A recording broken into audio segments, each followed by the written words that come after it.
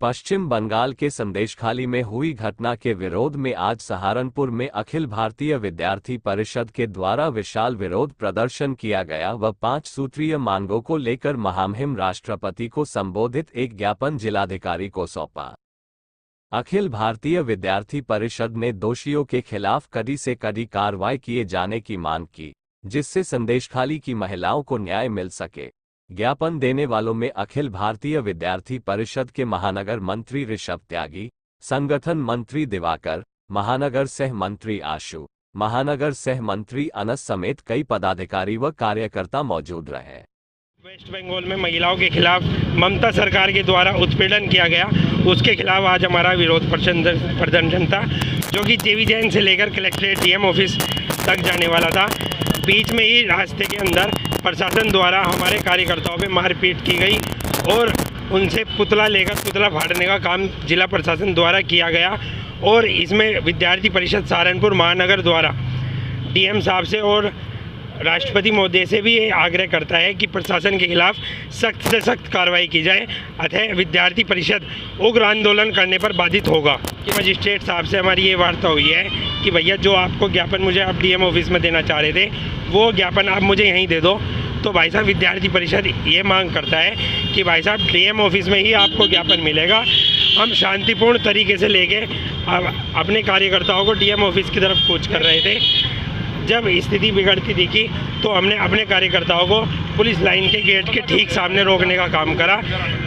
और विद्यार्थी सहारनपुर में युवा कांग्रेस राष्ट्रीय व प्रादेशिक नेतृत्व के निर्देशानुसार आज अपराह्न युवा कांग्रेस जिलाध्यक्ष गौरव वर्मा के नेतृत्व में कार्यकर्ता पदाधिकारी कोर्ट रोड स्थित स्टेट बैंक के सामने एकत्रित हुए और सुप्रीम कोर्ट के आदेश के बावजूद चुनावी बॉन्ड की जानकारी सार्वजनिक करने में बैंक द्वारा आनाकानी के विरुद्ध नारेबाजी करते हुए प्रदर्शन करने लगे।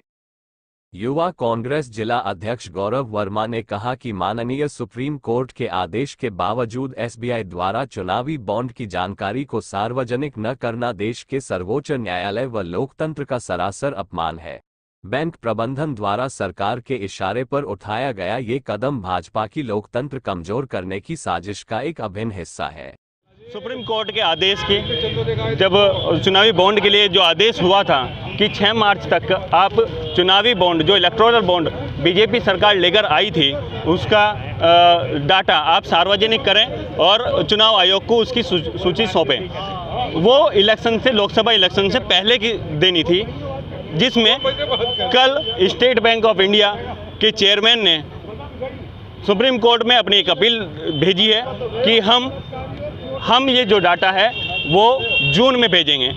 जो भारत का सबसे बड़ा बैंक है, कंप्यूटराइज्ड बैंक है, उसे ये सब बात सोचने के लिए भी 1 महीना लग गया कि हमें अपना डेटा कब देना है।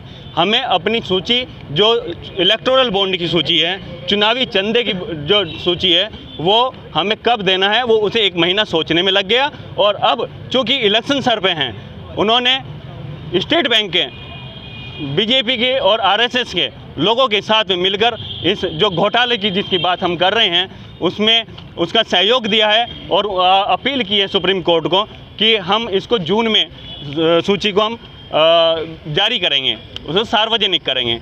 हमारा इसमें सीधा सहारनपुर में राष्ट्रीय विधिक सेवा प्राधिकरण राज्य विधिक सेवा प्राधिकरण के निर्देशानुसार राष्ट्रीय लोक अदालत का आयोजन सहारनपुर एवं जनपद की समस्त तहसीलों में किया जा रहा है, जिसके प्रचार प्रसार हेतु प्रचार वाहन दीवानी न्यायालय परिसर से प्रधान न्यायाधीश परिवार न्यायालय पीठासीन अधिकारी मोटर दुर्घटना प्रतिक्रिया अधिनियम द्वारा हरी झंडी दिखाकर रवाना किया गया। आज हमारी इस वित्तीय वर्ष की अंतिम नेशनल लोक अदालत का आयोजन 9 तारीख को किया जा रहा है।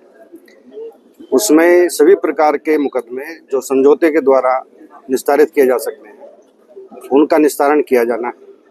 और दूरगामी क्षेत्र चाहे गांव हो, तहसील हो या कोई भी इलाका हो सहारनपुर का, उस क्षेत्रों में जाकर इस प्रचार वाहन द्वारा प्रचार और प्रसार किया जाएगा कि वो लोग जिनके कोई मुकदमे लंबित हैं वो आएँ और अपने मुकदमों को सुलह समझौते के आधार पर लोक अदालत में निस्तारित कराएं।